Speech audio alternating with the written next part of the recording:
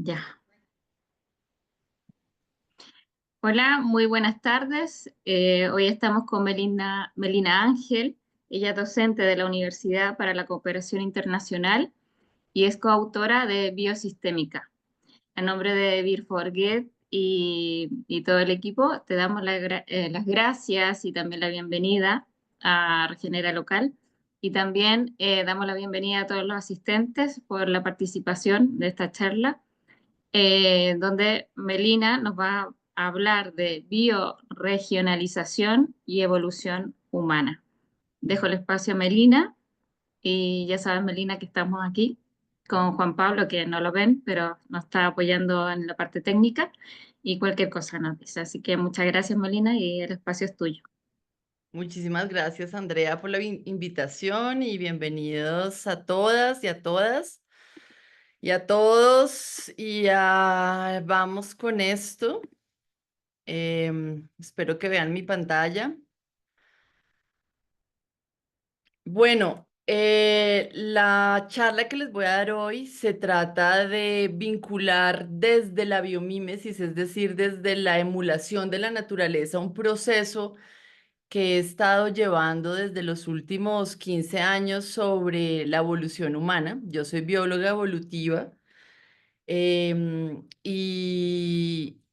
esa fue mi principal motivación de estudiar biología, fue la evolución, mi evolución y la evolución de mi especie, con la que no tenía muy buenas relaciones al principio de mi vida, pero que me permitió encontrar procesos y entender cómo es que la vida emerge a través de nosotros. Entonces, este es un poco el contenido que vamos a ver hoy. Y la idea es cómo poner la vida al centro. Entonces, voy a hablar de vitalismo, de revitalización, del funcionamiento de la vida en términos generales, la evolución de nosotros y el surgimiento de la escala humana. Entonces, bueno, pues tenemos esta idea de abundancia, ¿no? La abundancia como acumulación, y en realidad, pues es exactamente el mismo panorama de una tierra caliente, de una tierra árida, de una humanidad de escasez, de inequidad, etcétera, y todos los paisajes que conocemos y que vemos día a día.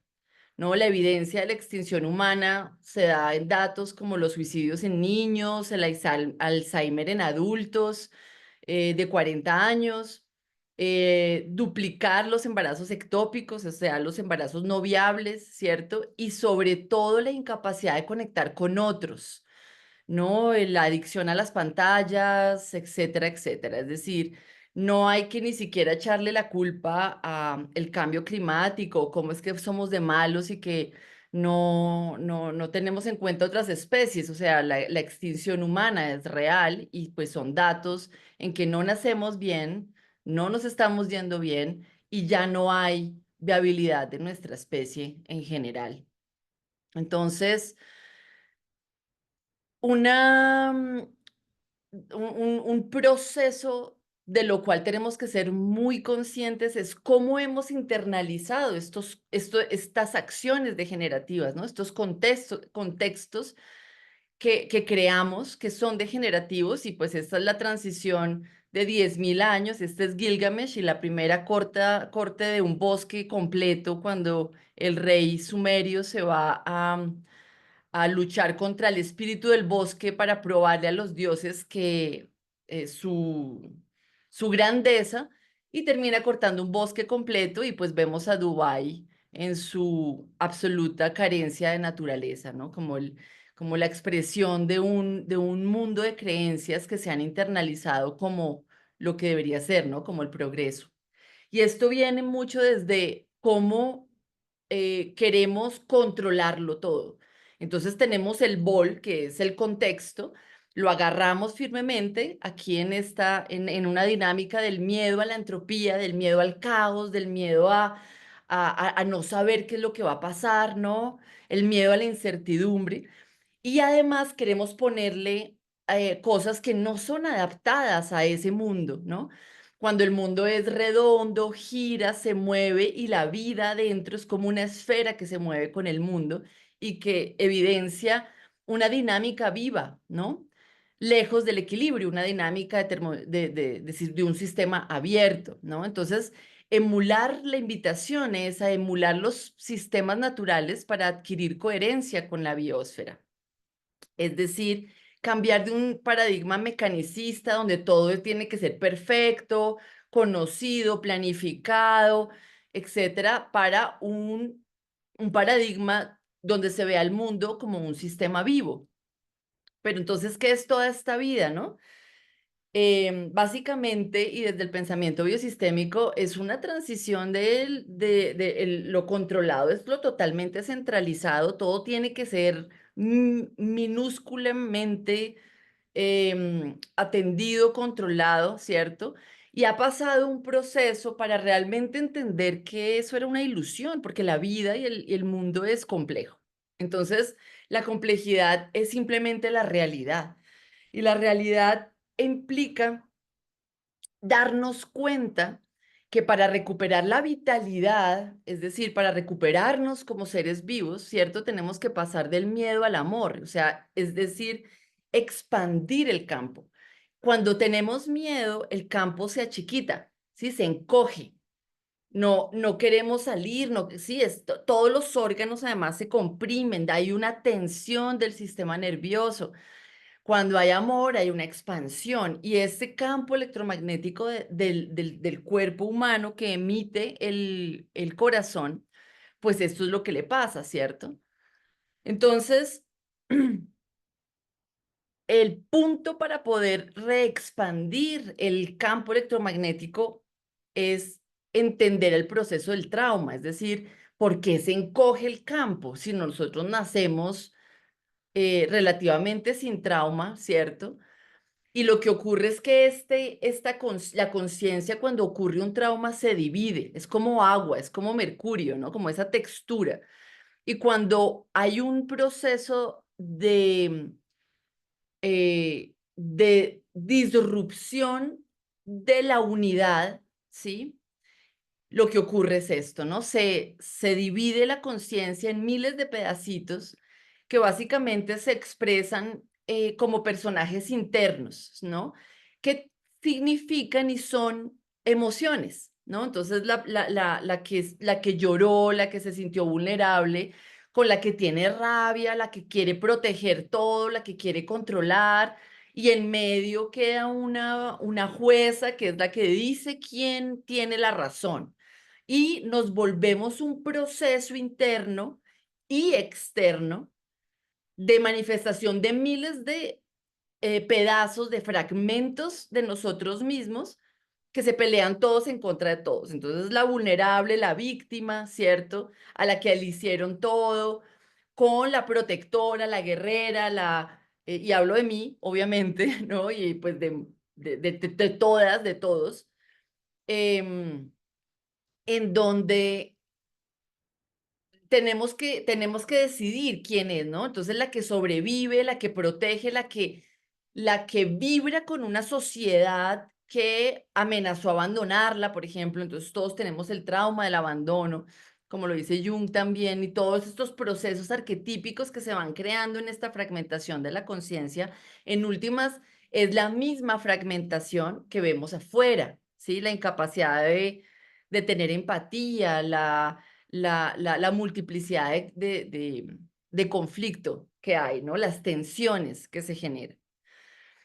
Entonces, para poder volver a ser naturaleza, hay un proceso es de echar para adentro, ¿no? Volver a ver estas matrioscas internas, estas niñas que están unas dentro de otras, la adolescente, ¿no? La niña muy chiquita, que tiene que quitarse todas estas abolladuras. Entonces pareciera contradictorio, pero el camino a poder reconectar con nuestra propia naturaleza tiene que ver es con ir hacia adentro, no ir hacia afuera, ¿sí?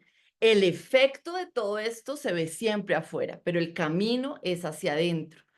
Y es este proceso, ¿no? Como que los traumas le dejan a uno un montón de abolladuras en la esfera luminosa que somos, y es desde adentro empujarlas, ¿cierto? Y pareciera que es muy difícil expandir ese campo energético porque está comprimido, hay abolladuras, y lo que tenemos que hacer es darnos cuenta que es un trabajo como de expandir eso otra vez, ¿sí? De tener esa fuerza vital, de recuperar la vitalidad para volvernos otra vez una esfera completa, ¿sí? Y este proceso, que es el proceso de conciencia que todos los seres humanos estamos llevando a cabo en este momento, y ahorita les voy a decir por qué, es un proceso de dejar de estar ensimismados, pero no dejar de estar ensimismados por rechazo al ensimismamiento, sino porque lo atravesamos, es decir, profundizamos en esas partes que necesitan atención todavía, en esa niña de adentro que todavía está llorando porque le pasó algo que no le gustó, que tiene rabia, que tiene rencor, que es capaz de gritar en situaciones actuales, pero porque en su inconsciente quedó una abolladura. Y este proceso nos lleva a una transformación que simplemente se refleja en una curiosidad legítima y auténtica de encontrarse con el otro, ¿sí? Y el otro que también está en ese proceso de atravesar su ensimismamiento, de pronto aparece y entonces uno se encuentra con el otro verdaderamente, espontáneamente, auténticamente. Este proceso de conciencia tiene que ver con volver a ser nuestra propia naturaleza, nuestra propia vida, asumir nuestra propia vida, hacernos cargo de nuestra propia vida. Y esto es porque la Tierra, ¿sí? Funciona a través de un toroide, es decir, la Tierra nos habla, pero nos habla a través de nuestro propio ser como naturaleza, ¿no? A través de encontrarnos como el, el, el ser auténtico que somos. Por eso todo este proceso tiene que ver con cómo como ser auténticos de nuevo, ¿sí? Y ser auténticos es la tarea que nos está pidiendo la Tierra, reconectar con nosotros mismos, encontrar cómo funciona la naturaleza dentro de nosotros mismos para poder conectarnos con ella y entender el proceso evolutivo en el que está, porque la Tierra no solamente está en un proceso de extinción, todas las extinciones son fuerzas evolutivas que nos llevan a ir más allá en el proceso evolutivo, ¿sí? Y entonces hay algo muy importante que hay que recordar en esto, y es que para recuperar esta vitalidad es que la vida no es un problema, la vida es un proceso, y el que sea un proceso significa que no nos tenemos que levantar para resolver la vida todos los días, bueno, ¿y hoy qué es lo que tengo que resolver, no? Ah, sí, tengo que llevar al niño al colegio o tengo que entrar a tal reunión y entonces vivimos como si estuviéramos dentro de un problema, pero no es cierto, la vida es un proceso, así como lo dijo Arnold Mindell, y vivir el proceso tiene la necesidad de darnos cuenta que es que la regeneración es un proceso vivo, es un proceso de la vida, ¿sí? Es un proceso de la vida, ¿sí? Cuando hablamos de regeneración, no estamos hablando de una idea de cómo ser más sostenible, de la mejor idea, no, no, no, no, no. Estamos hablando del proceso de la vida, ¿sí? Así como el suelo se recupera a través de los organismos vivos, ¿cierto? En un proceso interno del suelo.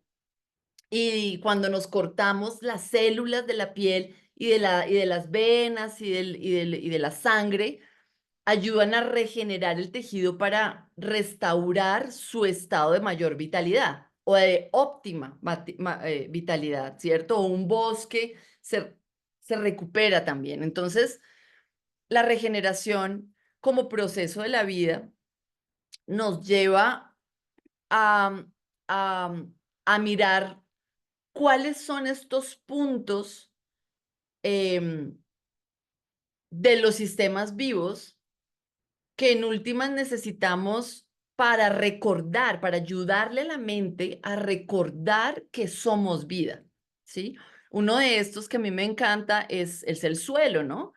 Y es todo el proceso vivo del suelo, y fíjense cómo la regeneración ha sido un movimiento de inclusión en donde muchos otros movimientos se han sentido identificados, la permacultura, las ecoaldeas, los procesos industriales incluso, ¿cierto? De ecosistemas industriales, la economía circular, o bueno, muchas de estas tendencias, digamos, de los intentos humanos de lograr vivir en acorde con la biosfera, es decir, seguir su lógica, em, y, y lo hace a través de la recuperación del suelo en términos desde lo, desde la agricultura, la producción, como, como desde el entendimiento que los animales, por ejemplo, nos llevamos el suelo adentro, ¿no? Todos los microorganismos del suelo, cuando uno se come una zanahoria, por ejemplo, que arranca de la tierra,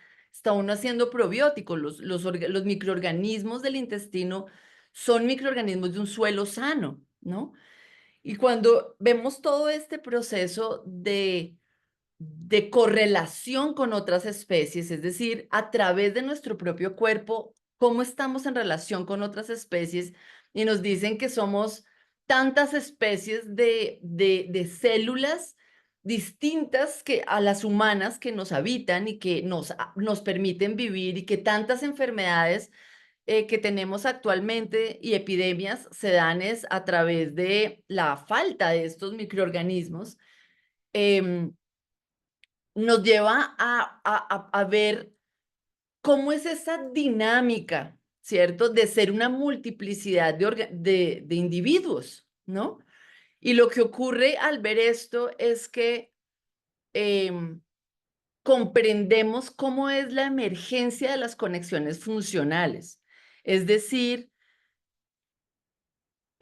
cuando tenemos individuos dentro de una comunidad, son los dos niveles de organización principales de la naturaleza, es decir, el individuo puede ser como en este proceso un organismo, pero también puede ser una célula y un grupo de células, también puede ser un ecosistema y un grupo de ecosistemas, puede ser una molécula y un grupo y una comunidad de moléculas, perdón.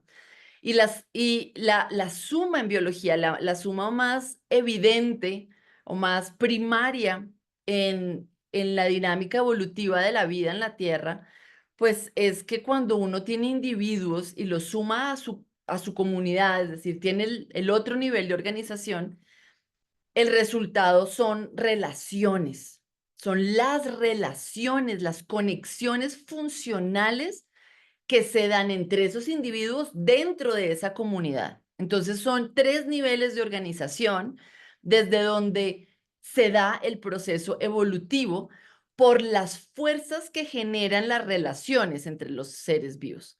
Y estas son las relaciones que se dan entre especies distintas, el nombre que tienen cuando las relaciones se dan entre especies distintas. En el centro tenemos la especie A, y en relación a una especie B, las relaciones pueden ser de tres tipos: beneficiosa, neutra o en detrimento, ¿cierto? Y fíjense que cuando tenemos la relación de pierde-pierde, ¿cierto? A eso se le llama competencia.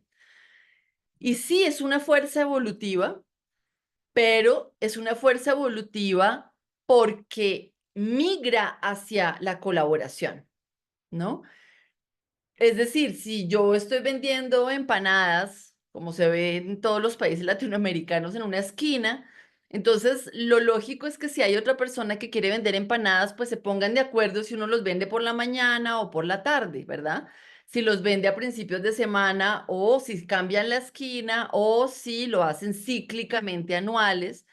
Y todos los procesos de competencia que se describen en la bibliografía biológica se hacen desde una perspectiva muy neodarwinista, es decir, desde la influencia de la teoría de Charles Darwin, pero ni siquiera esa, sino la interpretación de la Royal Society of Science, de la teoría darwinista, sobre que la evolución se basa en competencia, ¿no?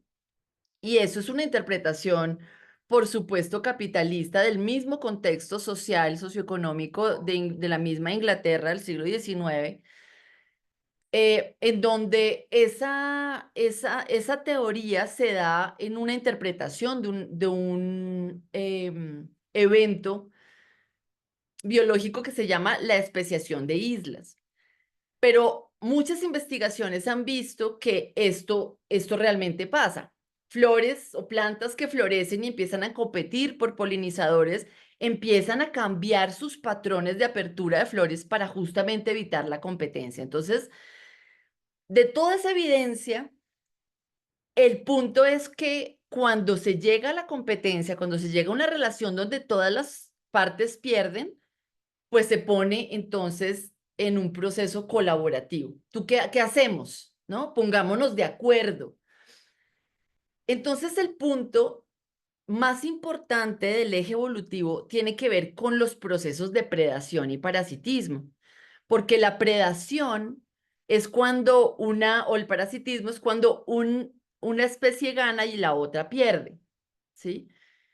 Pero que en el contexto, si uno mapeara todas las relaciones ecosistémicas, hay un flujo de energía, esa energía que se transmite de una especie a otra, termina volviendo a la primera especie, además de la entrada energética del sol, ¿sí? Porque somos un sistema abierto.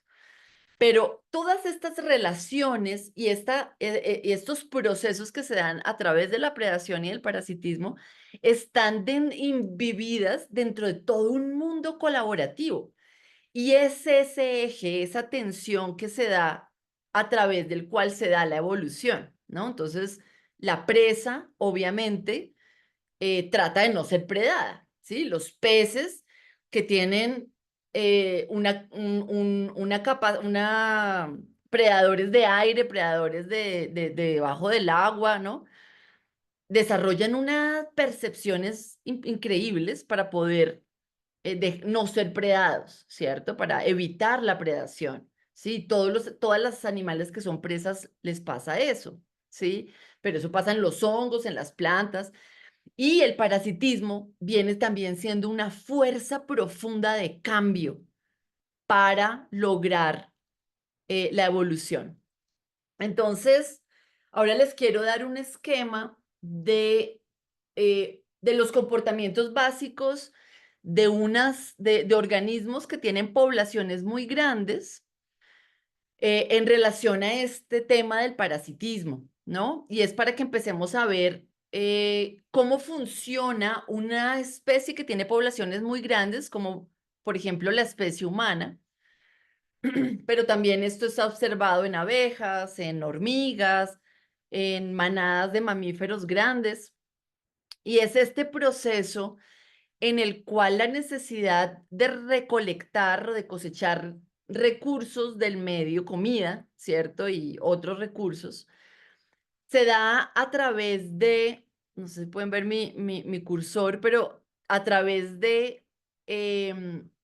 ponerse de acuerdo sobre cómo lo vamos a hacer, cómo vamos a conectar esto. Entonces hay eso, todo un proceso de conectividad de los individuos.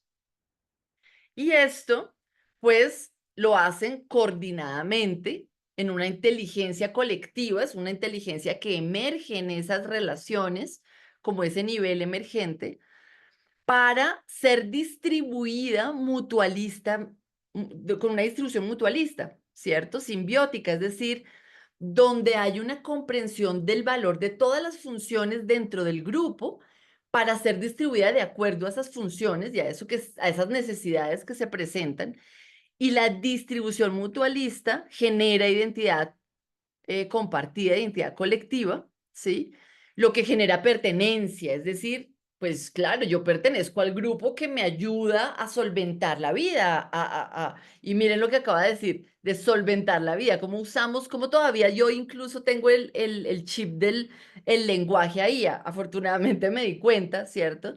pero es esta colectivización para comprender em, que juntos lo podemos hacer mejor. Juntos hay una expansión de mi campo, ¿cierto? Para estar con otros y poder tener una vida de mayor bienestar, ¿sí?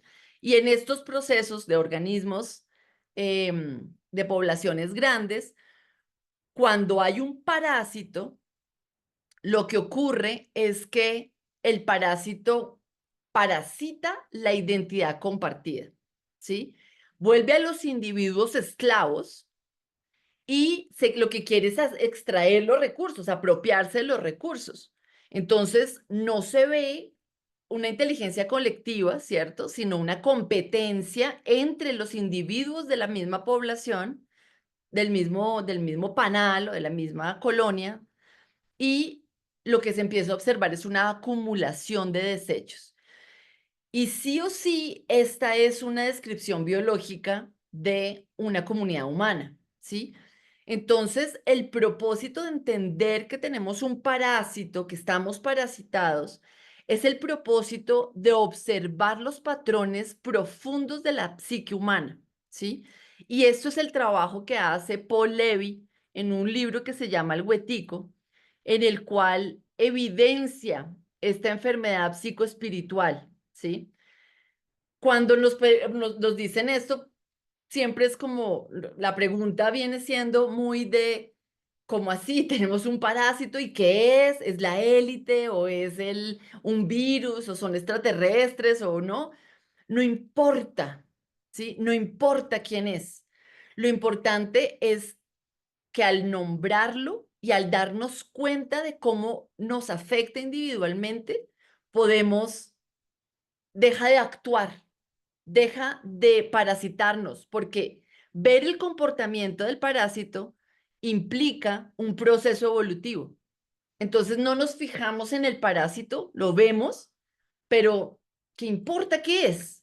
Lo importante es el proceso evolutivo de mi conciencia de lo que yo estoy haciendo con ella. Porque la evolución se da dentro de límites y bordes, es decir, la evolución no es buscar el paraíso perfecto, que todo sea bonito, no, la evolución ha pasado en esta cantidad de agua durante 3.800 millones de años en el planeta. Esta es toda el agua que hay en el planeta en volumen, en relación con el volumen del planeta, y este es todo el aire. Entonces, los límites existen, ¿sí? Y la evolución se da dentro de esos límites. Entonces, tenemos que llegar al proceso de unificación de nuestra conciencia para enfrentar y hacernos cargo de cuáles son los límites en los cuales estamos en este momento, ¿sí? Y la evolución es actual. Estos son los pinos que quedaron de Chernobyl, que evolucionaron su ADN para evitar las mutaciones genéticas de la radiación de una explosión nuclear, ¿sí? O sea, los procesos evolutivos que uno cree que son en miles de años, pues pasan. Y estos son los osos polares hibridizándose con grizzlies en un proceso de adaptación y de evolución por la pérdida del hielo ártico, ¿no? Que también se da en buscar otras fuentes de alimentación, como los huevos de las aves migratorias que nunca antes se habían dado, creo que empezó a darse en el 2006. Entonces, la evolución la tenemos que ver a diferentes escalas. Y el primer paso es entender que lo tenemos que vivir desde adentro.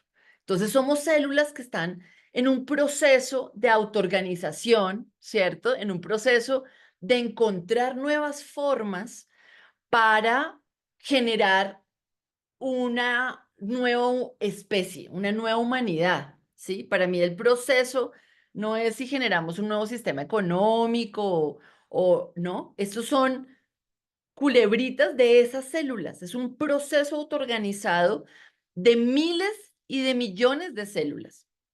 Entonces cada una es como un Bogotá, una ciudad entera de muchas células. Entonces quiero que observen en el dibujo que les puse arriba del jarrón y las rostros, son es porque tú no puedes observar el jarrón y los rostros al mismo tiempo, no puedes observar el macroproceso, ¿sí? Y el microproceso autoorganizado de las células al mismo tiempo, ¿sí? Deben ser, por un lado, vividos y por el otro lado, observados. Y esto es súper importante para los procesos humanos porque siempre queremos planificar y dejar todo súper paso a paso y no nos damos la oportunidad de vivir el proceso autoorganizado de una nueva humanidad, de una nueva forma de hacer las cosas, que es el llamado básicamente para que emerja unas nuevas formas, ¿cierto? Entonces, el primer paso para que emerjan es despertar nuestro ser sensible, ¿cierto? Y despertar este ser sensible también nos despierta al ser salvajes, ¿no? ¿Cuál es el límite en esta relación? ¿Cuáles son los procesos que son inaceptables en la manera en que nos están tratando, por ejemplo, a través de la tecnología? ¿Qué debemos y qué no debemos? ¿Por dónde nos vamos? ¿Qué queremos recuperar? ¿Cómo aumentamos nuestra vitalidad? Es decir, ¿cómo nos regeneramos nosotros? Y vemos que la co-creación del contexto externo es fundamental para este proceso, ¿sí? Como la Amazonía, que a través de terpenos, de moléculas que producen las hojas, de bacterias, de polen, crea su propia agua. Un ecosistema, un bioma tan grande como la Amazonía es capaz de crear su propia lluvia, ¿sí? En condiciones de, eh, digamos, de normales, ¿sí? De salud, ¿sí? De salud ecosistémica.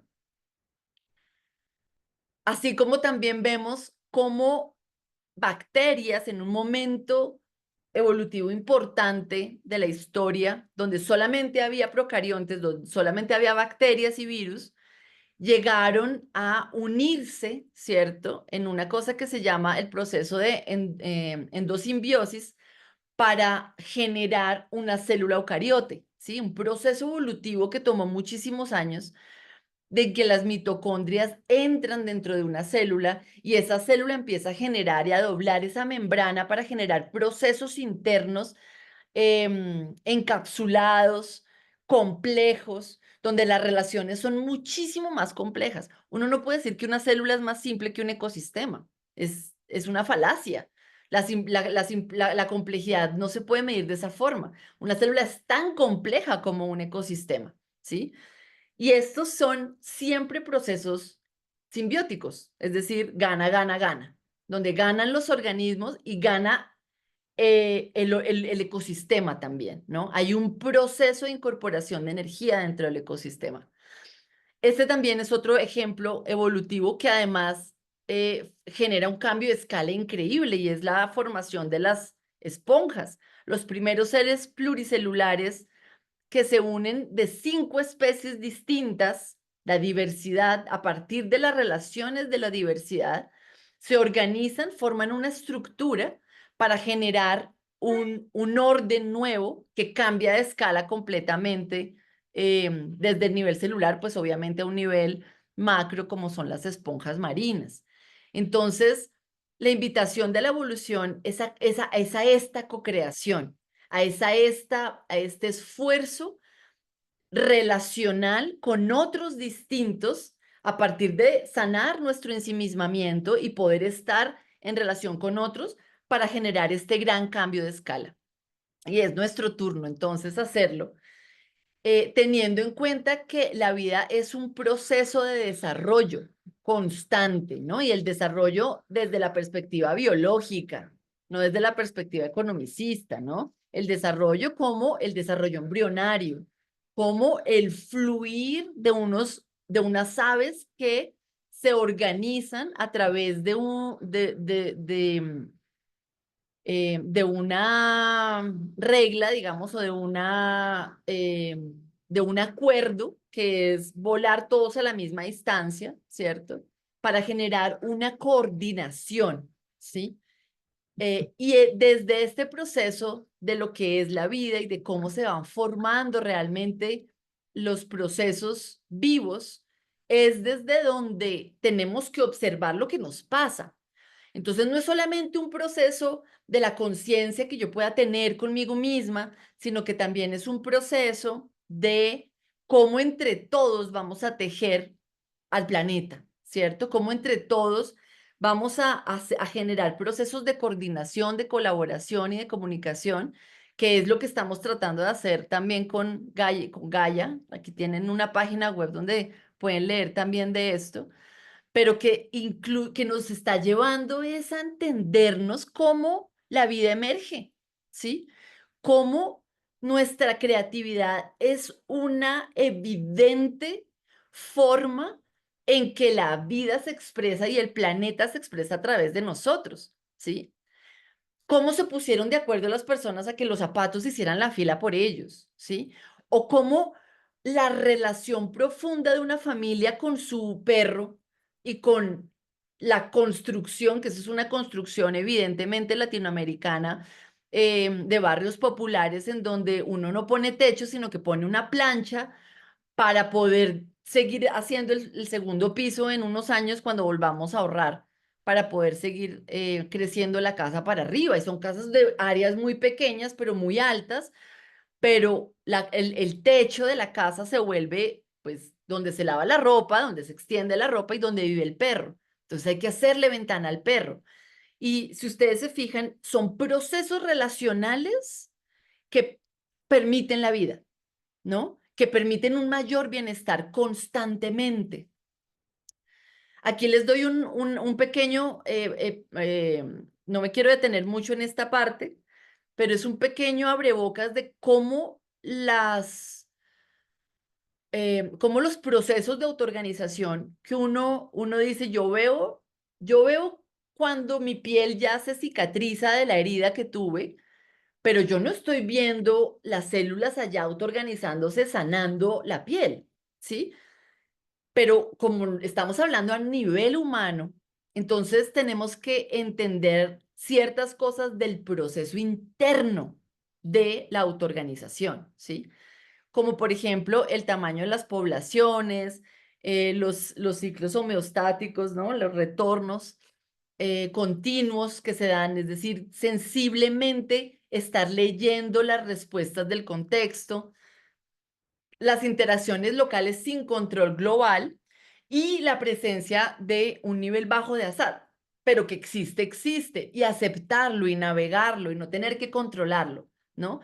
Entonces, las posibilidades, y si quieren tomar pantallazos de estas diapositivas que vienen, porque se las dejé, pero no quiero como explicar todo lo que pasa acá, pero el proceso tiene mucho que ver con cómo se dan los liderazgos en las comunidades, cómo se pueden expresar procesos de coordinación, cómo volvemos a esa distribución mutualista de la que hablábamos antes, abriendo los flujos de información para para no estar compitiendo, ¿sí? Sino generar inteligencia colectiva. Entonces ya no es si mi logo viene, es mejor que el tuyo, ¿sí?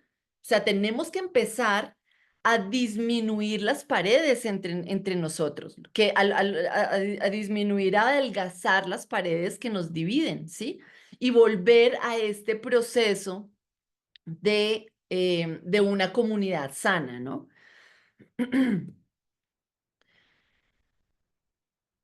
Y esto es fundamental porque nos lleva no solamente a entender el poder de estar al servicio, de estar en la colaboración radical, sino también en la aceptación y la confianza en los otros. Aceptar el proceso, ¿sí? Aceptar que actuar con integridad es el camino. ¿Sí? Así no sepamos para dónde vamos. O si sabemos, por allá hay una dirección de viaje, ¿no? Hay un proceso donde decimos, sí, vamos hacia allá, pero ¿cómo emerge esa dirección de viaje también? ¿Sí? En todo este proceso de volvernos otra vez células madres, es decir, de perder todas esas creencias de Gilgamesh para volvernos a nuestra totipotencialidad, aceptar la incertidumbre y volvernos otra vez liquidificarnos, es decir, hacer metamorfosis. ¿Cómo volvemos a aceptar que algunos de nosotros vamos a ser ese nuevo potencial de desarrollo organísmico, ¿no? Como de devolvernos, que eso ocurre en la naturaleza, una célula especializada se desespecializa para volverse otra vez células madre. Y ese proceso en la metamorfosis, cuando la oruga se vuelve líquida para reestructurarse y volverse mariposa, es lo que queremos hacer. Entonces, el punto fundamental es escuchar desde el vacío, no desde las creencias y mucho menos desde las creencias nueva era, ¿no? Hay que ser muy salvajes para rechazar ideas y saber exactamente qué es lo que vibra y qué es lo que no vibra, ¿no? Porque el parásito mental sigue estando ahí. Entonces, ¿cómo nos conectamos tanto con nosotros mismos que empezamos a escuchar el vacío? Y desde ese escuchar el vacío, pues emergen cosas increíbles. Esta es una prueba de eso. Eso es una pintura rupestre aquí en Colombia que evidencia la estructura celular anatómica de una raíz del moriche, que es la palma que estos indígenas utilizaban en sí, la fabricación de sus artefactos. eh, es porque sí hay una conexión profunda con estos patrones de la naturaleza.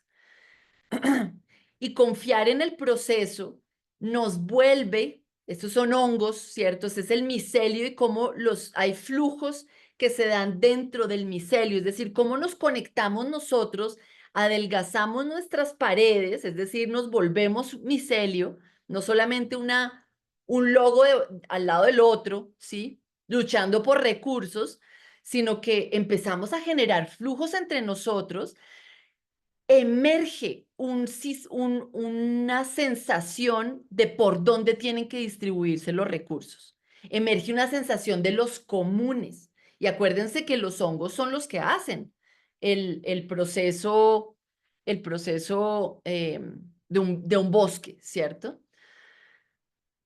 Cuando, cuando tenemos este problema de los límites, ¿no? Mi organización, yo tengo que encontrar plata para sostener mi organización, yo tengo que ser yo, ¿sí? Tengo que tener éxito, ¿sí? Y tantas creencias en las cuales estamos condicionados.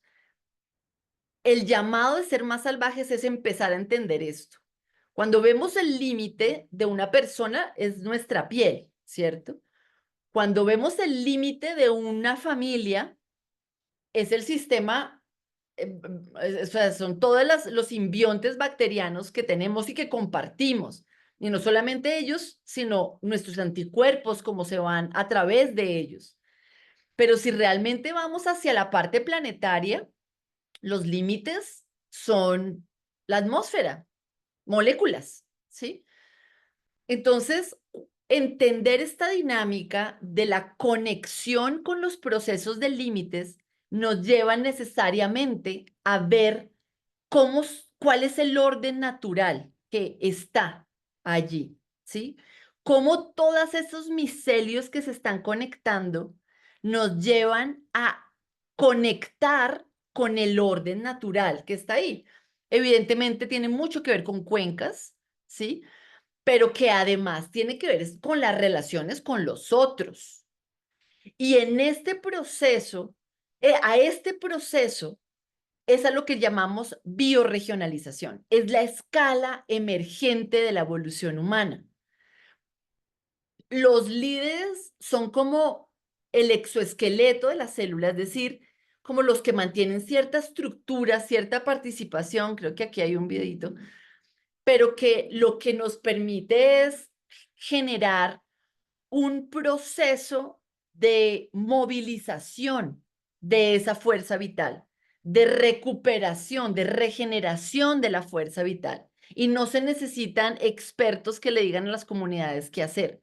Se necesita sostener y facilitar encuentros en donde la misma comunidad se va a dar cuenta de su potencial y lo va a realizar. La gente quiere un bienestar holístico. Entonces, no hay indicadores externos que puedan decir cómo una comunidad se debe comportar, ¿sí? O debe ser, o qué tan grande debe ser.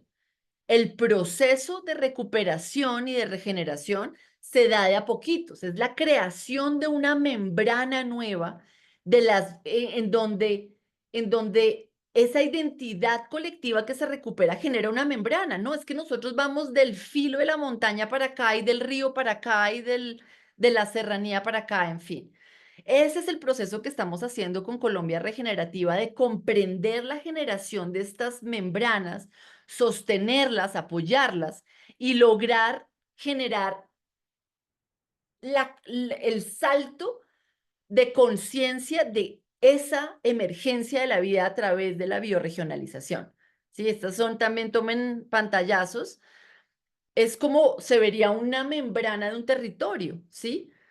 Que es semipermeable, tiene entradas, tiene procesos, ¿sí? Pero está sosteniendo un metabolismo interno. Un metabolismo significa una gobernanza viva y una economía para la vida, que sostiene la vida y que también genera intercambios con otros procesos, y que todo el proceso monetario financiero en realidad es un proceso de los comunes. Puede que la bioregión sea tan abundante, ¿sí? Que ya no está dada por la acumulación, sino por el flujo interno y la relación a través de una membrana sensible de otro nivel de organización evolutivo, eh, natural, porque somos seres naturales, somos parte de la biosfera, y se comunica con otros, ¿sí? Y forman ecosistemas de bioregiones y ecosistemas de esos biomas emergentes, y en fin. Y dejar de ser esto, ¿no? El extractivismo, el parasitismo absoluto. En Colombia Regenerativa, pues tenemos 200 iniciativas regenerativas en proceso de bioregionalización y que queremos poder apoyar esos procesos, ¿sí? Mucho más. Hay zonas estratégicas, hay un montón de cosas pasando solo en Colombia, lo que yo he mapeado, lo que hemos mapeado nosotros, ¿sí? Es decir, todo lo que está pasando en el planeta es la emergencia, la pulsación de la vida a través de nosotros. Entonces, es poner atención a eso, ¿sí? Abrir los grifos, ¿cierto? Para empezar a regenerar las bioregiones. Este proceso de bioregionalización obviamente no va a dar rendimientos en los primeros años.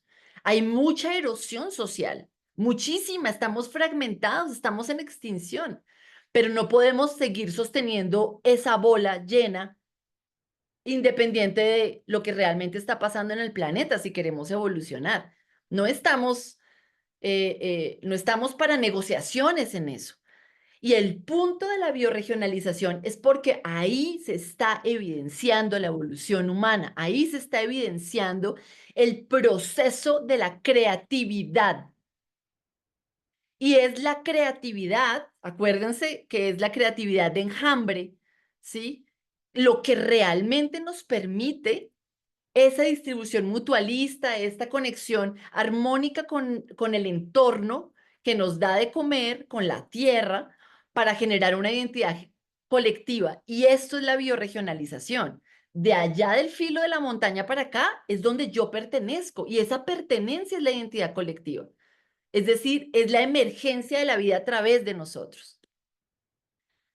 Entonces, pues la invitación es a desabollar este cuerpo que nos tocó, esta energía que nos tocó vivir, aumentar la conciencia, darnos cuenta dónde actúa y cómo actúa el parásito a través de nosotros, dejar de meterle energía a eso, porque oponerse al parásito también es darle energía, ¿no? Es simplemente, ah, te vi, ahí estás.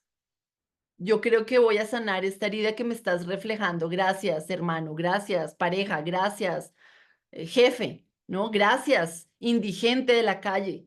Todos tenemos un indigente interno, ¿sí? Al que no le portamos atención, al que rechazamos, ¿no?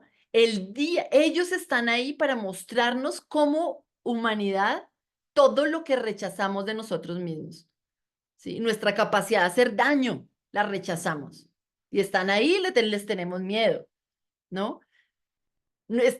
Rechazamos nuestra capacidad de sobrevivir en la calle. O sea, acojamos todas nuestras partes, volvamos a unificar la conciencia para expandir nuestro campo energético, porque el corazón solamente se abre cuando acogemos lo que no nos gusta, no cuando rezamos y meditamos o sea, esa es la parte bonita, ¿no? El corazón se abre cuando enfrentamos la vida de verdad, ¿sí? Y mientras más expandido tengamos el campo energético, más resonancia tiene con el campo energético de la Tierra, es decir, más capacidad de canalizar la energía evolutiva de la Tierra, porque la Tierra está evolucionando. Entonces, ¿cómo hacemos para que esas vibraciones resuenen tanto que empiecen a generar una misma armonía? Eso es el llamado. Entonces, salir de ese ensimismamiento, conectar con los demás alrededor, generar procesos bioregionales para generar esta membrana que nos da de comer y que nos contiene y nos da bienestar holístico. Ese es el camino, esa es la invitación de la Tierra a evolucionar. Muchas gracias y no sé si hay preguntas por ahí.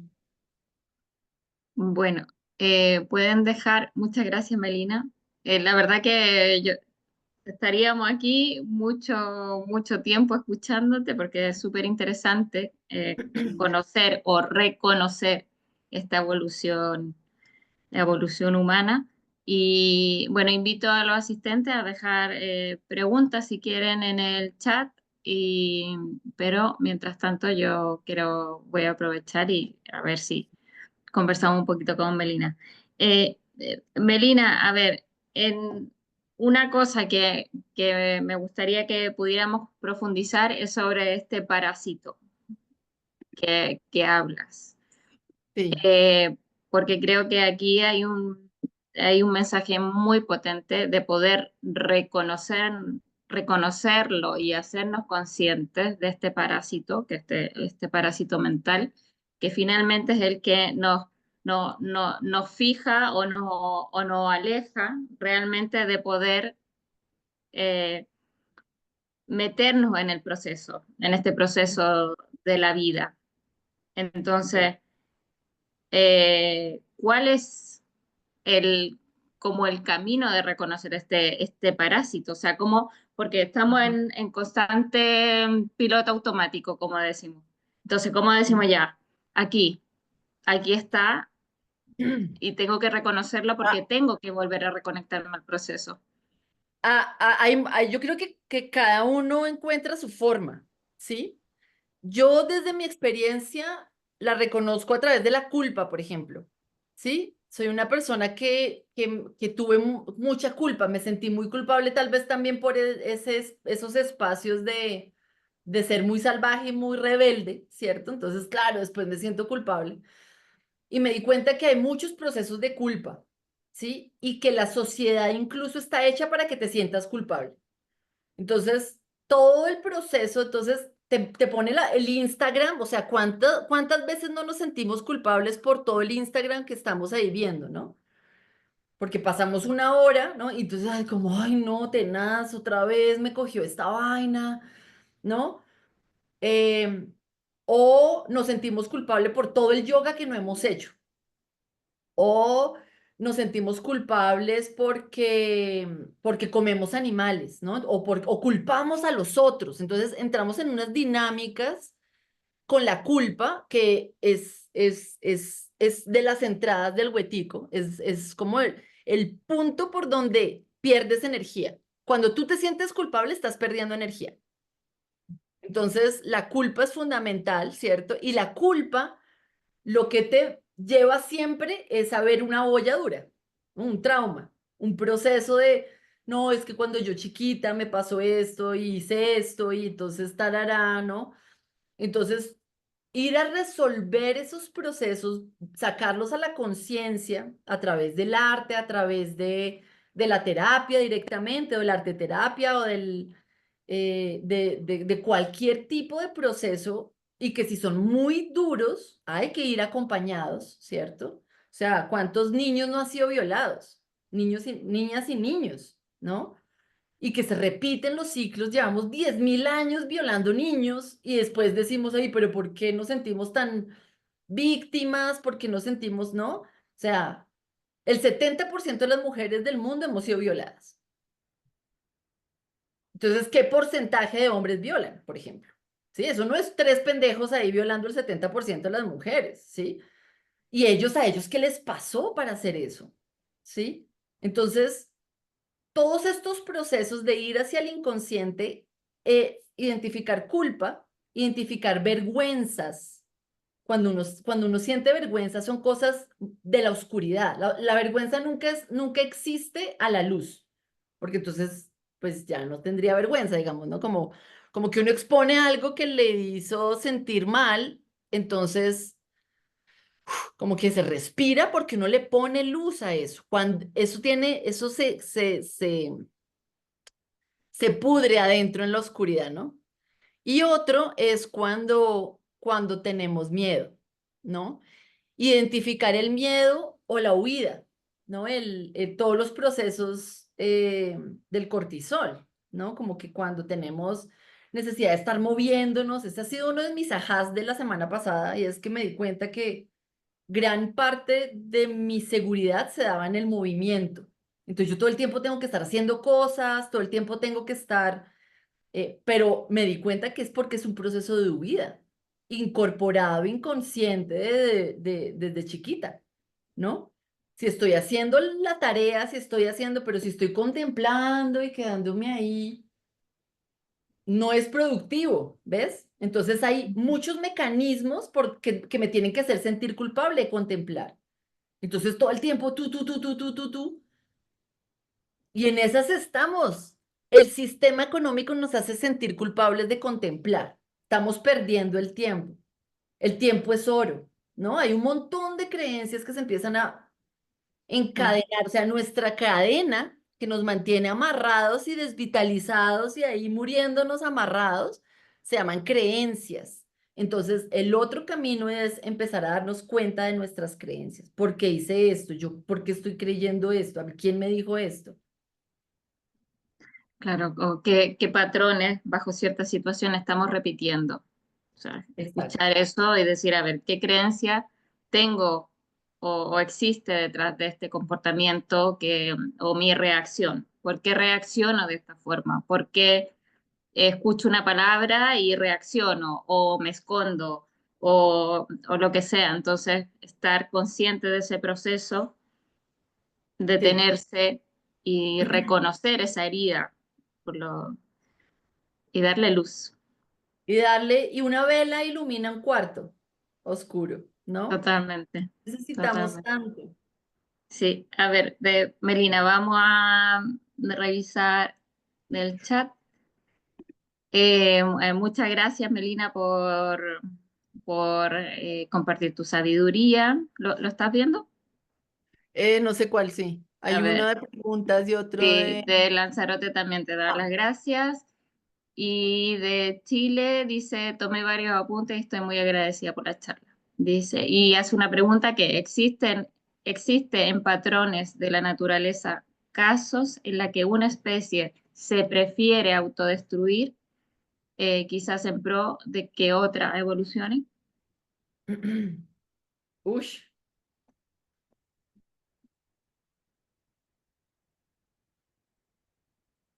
no, yo no creo. Yo no veo cuál sería algo así que evolucione. O sea, yo he visto organismos altruistas, ¿no? Ujú, Como, como cuando hay una persecución de predadores a una manada, por ejemplo, em, hay organismos que se sacrifican de alguna forma, ¿sí? Como por su grupo, por su especie, que son pueden ser los organismos más viejos, organismos que están más enfermos, no es que no puedan correr tanto, es como dicen, como bueno, aquí ya fue, y se entregan. Hay una entrega al predador, ¿no? Pero que una especie se sacrifique por la evolución de otra, yo creo que se ponen de acuerdo para evolucionar juntas. Antes de destruirse, Eso es se algo, organizan. ajá. Sí, por ejemplo, los corales que han sobrevivido tantas extinciones, ¿no? Y están en este momento así como en otra crisis evolutiva. Ellos son, o sea, llevan 5 extinciones sobreviviendo los corales. Y, y se asocian todo el tiempo, se asocian con algas adentro, se asocian con otras especies en los arrecifes, tienen organismos, muchas bacterias, ¿no? Muchos, tienen muchos organismos simbióticos, bacterianos, digamos, a ese nivel, hacen, bueno, sí, o sea, yo creo que al revés, en vez de sacrificarse, se ponen a colaborar. Se crea la colaboración obligatoriamente. Sí. Es un buen ejemplo de que finalmente, o sea, no nos queda otra, que es colaborar. ¿Cierto, Melina? Claro. Además que la vida siempre es a tratar de mantenerse. No, o sea, el punto es cómo creamos condiciones para más vida. Para más vida, exacto. Así es. Sí. Entonces, con esta pregunta de cómo creamos condiciones para más vida, nos vamos a despedir. Melina, muchísimas gracias por este espacio, muchísimas gracias por compartir tu sabiduría y también muchas gracias a los asistentes. Y bueno, los invitamos a que sigan asistiendo a las charlas y talleres de Regenera Local. Y bueno, nuevamente, Melina, muchas gracias por esta hora. Gracias a ustedes por la invitación y a todos los que escucharon. Abrazos. Un abrazo.